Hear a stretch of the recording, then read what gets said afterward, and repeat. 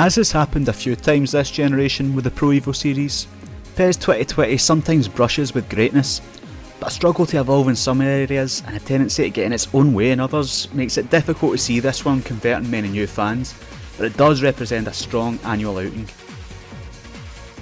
First, let's look at where eFootball Pro Evolution Soccer 2020 excels. What you'll immediately notice in your first game are the new camera options. It's hard to understate how much the change in camera affects the game. It does this amazing thing, creating an illusion of faster and slower football in just the right places. The way it makes the game feel less stodgy at either end of the park, while at the same time giving it a slower, more authentic feel in the middle of the park where there's a bit more room to pass the ball around and spread the play. It really is impressive. Single-handedly, it makes 2020 feel like the biggest leap of this console generation in terms of that true-to-life broadcast feel and overall presentation. I mean, switching the camera back to one of last year's options can make you think you're looking at last year's game, or 2018 or 2017 and so on and so on. So good job there, Konami. Now let's go a bit deeper into the nuts and bolts of the gameplay. I can't believe I'm saying this, but the dreaded catch-up issue has been greatly improved. For those of you that are unaware, the catch-up issue meant that if you had the ball as an attacker, you were unable to outrun the opposition defender. The speed stat was essentially meaningless. If you do a quick YouTube search for the fastest player in PES test, players with lower speed stats were often quicker than ones with higher. It didn't make any sense. But I'm glad to say that PES 2020 lets you bear down on goal with a speed demon like Mbappé or Douglas Costa, and you won't be caught by a Harry Maguire or a Leo Bonucci. But the likes of Nicolas Sula or Costas Manolas have a slightly higher success rate due to their greater pace. This extends to the ability to tear through defences in the middle of the park too. I'd go as far to say this is the biggest gameplay tweak the series has received in years. It's taken them far too long to do this, but let's just be glad that they have. And Jesus Christ, Konami, don't patch this out or remove it for PES 2021 or eFootball or whatever it's going to be called. Beyond this, Konami have been keen to big up two revolutionary new on-the-pitch features, featuring them at length in the build-up to the release and even advertising them in the game's main menu. The new Finesse Dribble and the Disguise Pass. Regarding the Finesse Dribble, I'd put new in quotes, because this has actually been in the game for years, only now you move the player with the right stick instead of holding a trigger and moving the player with the left stick. Now don't get me wrong, this does feel different and it's welcome, but calling it a new feature is a bit of a stretch. The Disguise Pass, while a neat move, isn't exactly what I would call revolutionary either, but rather a neat little addition. Now this is about as much as you're going to get when it comes to your back of the box new gameplay features.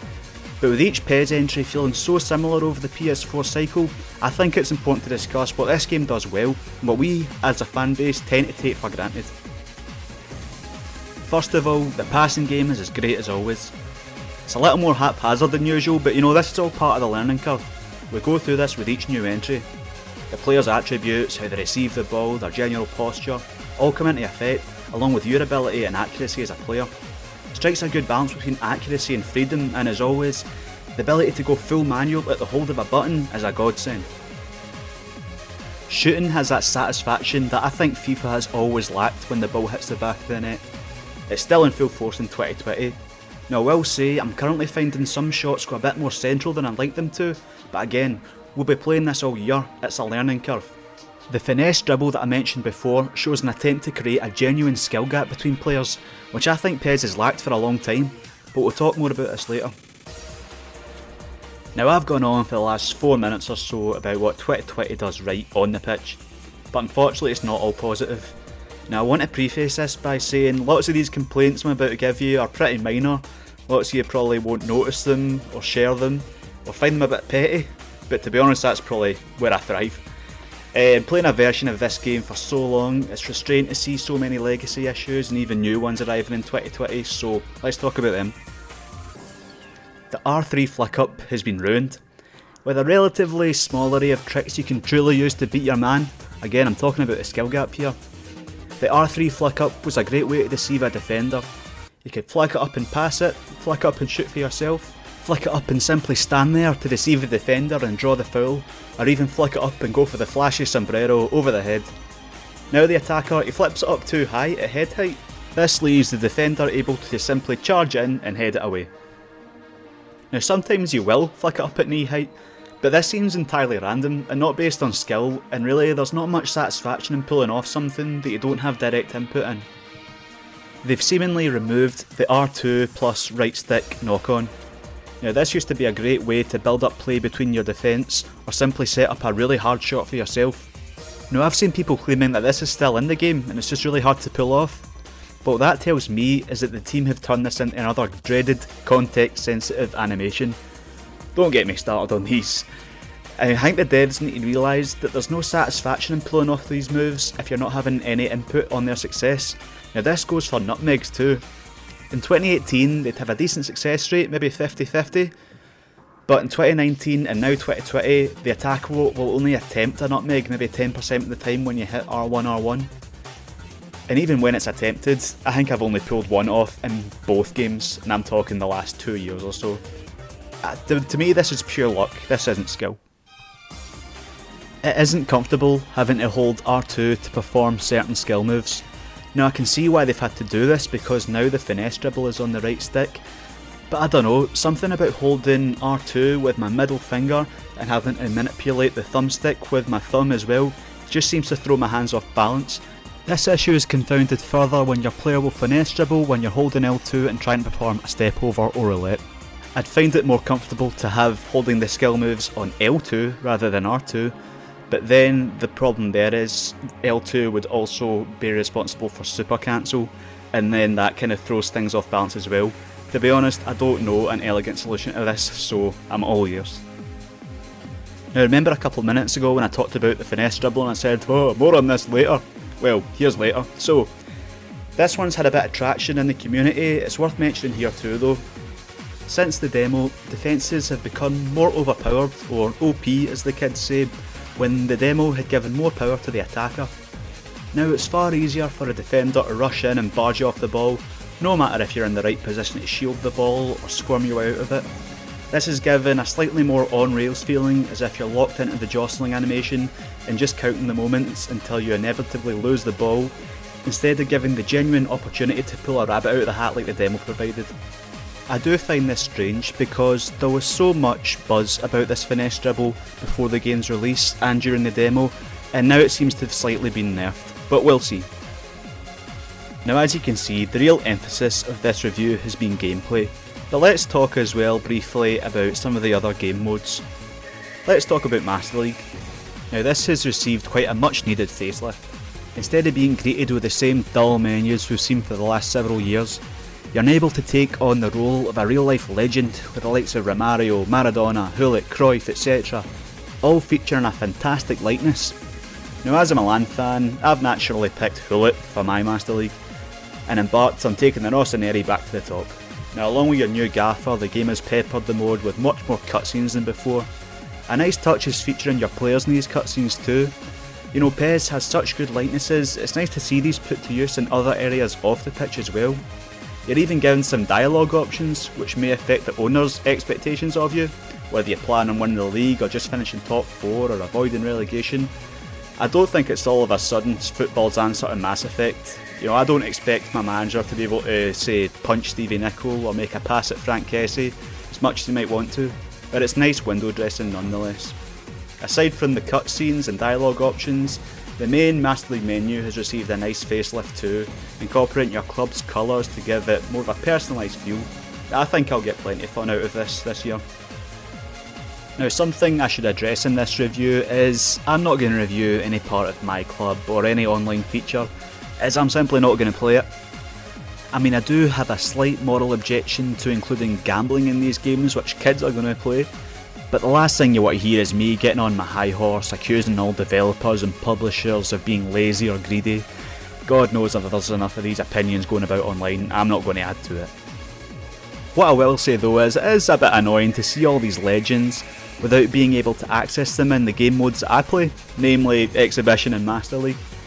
I understand there's a lot of money to be made from people gambling on these fictional packs, but what I'd like Konami to consider in the future is have these legendary players and teams as optional DLC for offline use, maybe incorporating some kind of season pass. I mean, I'd pay for it. But back to my original point, I'm not reviewing any online aspect for 2 reasons. Number 1, you can't change the game speed online. Now I happen to play PES at +1 speed, as I find the game feels much more robotic and on rails on the default speed setting. Online has matchmaking options and pass support, why can't we do this for game speed too? Secondly, the general online play, it's just not good enough. I'm not levelling this just at PES. Generally every online sports game I try, it just feels nothing like its offline counterpart in terms of responsiveness, the little touches you can make and the overall flow of the game. Full disclosure, I played one online game of PES, and while it was far from a glitchy, buggy mess, it ran fine, but it's just unrecognisable to the single player game that I'd gotten used to. Nothing beats Pro Ev or FIFA against another human. The AI will seemingly never replicate that feeling, but in 2019, online doesn't come close for me either. And this is a shame because the new matchday feature I think is a really good idea, but it's online only, so I'm not going to play it. Now let's close the review by looking at graphics and presentation. As I mentioned before, the new camera here works wonders, but there's other areas to address too. In general, the graphics are a big step forward. The 3D scan players look amazing, and there's less of those dead-eyed husks that made 2019's players look so poor next to 2018's. However, there's still some work to be done with the facial expressions. Moving on to pitches, which were a big issue for me in 2019, as sad as that sounds. For me, 2019's pitches were horrible. They were far too bright, very plastic and artificial looking. But the pitches in 2020 during the daytime look excellent. Grass looks like grass again, a massive improvement over last year's hiccup. However, night games don't fare quite so well. There is not quite enough variety, they're still too bright for me, and they all have this 90s Copa America yellow tint to them. Take a look at this image of a game at the San Siro at night. Now look at the real life shot. And finally, look at what a good job they did with Signal Iduna Park at night in 2018. You can see there's still a gap to bridge here. Look, 2019 took a huge step back in terms of pitches, and 2020 is a huge step in the right direction. Let's hope there's more improvement going forward. Now for presentation, firstly the game has a new look. It's this purple flow-like design, and I quite like it. Reminds me of my PS4 home screen, miles better than last year. But they have licenses for all these leagues now, but they're not really putting them to use. Having official scoreboards, lineups, wipes, graphics adds a ton of overall realism, it can't be understated. They did this when they had the Champions League and Europa League licence, so this needs to be included now for Serie A, Liga, SPFL, etc. If they're not going to do this themselves, let us do it in the edit mode. Now indulge me for a minute and take a look at 2K's WWE games. This game lets you recreate a faithful AEW arena, complete with the right ring, transitions, logos, watermarks, you name it. This has to be considered by PES going forward. And looking further into presentation, it's largely the same as last year. It's the same replays with the same daft camera angles, you know, the one where it slows down on the assist and then it switches to usually a much worse one for the finish, we've all seen it. We've been seeing these year in year out and it just makes the game look so sterile compared to the competition. We need a lot more camera angles and replays. And as for the commentary, you might say it might be flowing one way, but there's still plenty of time for some ebb. Aye. But I just don't mean FIFA here. Over the last few months I've actually played quite a lot of NBA 2K16. Yes, 16, the one from 4 years ago. I was struck just by how good the commentary and overall presentation was compared to 2019's Pro Evo effort. Take a quick look here at some of NBA's highlights packages. Now I'm not calling the developers lazy here, far from it. I think that in itself is such a lazy critique to make, and from what I've heard about games development, especially for a year-early franchise, just isn't true. I just think their focuses are elsewhere. But as I said before, it may be worth hiring or consulting with some experts on this field going forward. So, in conclusion, will I be playing 2020 for the rest of the year and most of next year? Absolutely. I think the game's a good step forward from last year, but then again, I thought 2019 was a big step back from 2018, so in some regards we're back to square one. The big takeaways are catch-up bug gone, great new camera angle, and a nice lick of paint for Master League. What's also important to consider this year is that PES have created an official Facebook feedback thread. This promises a much more transparent and constructive evolution of the game this year, especially as many of my complaints are quite minor enough to be addressed in the patch. So if you agree with any of my points or have some of your own, I definitely recommend you give it a look and voice your own opinion. Thanks for watching.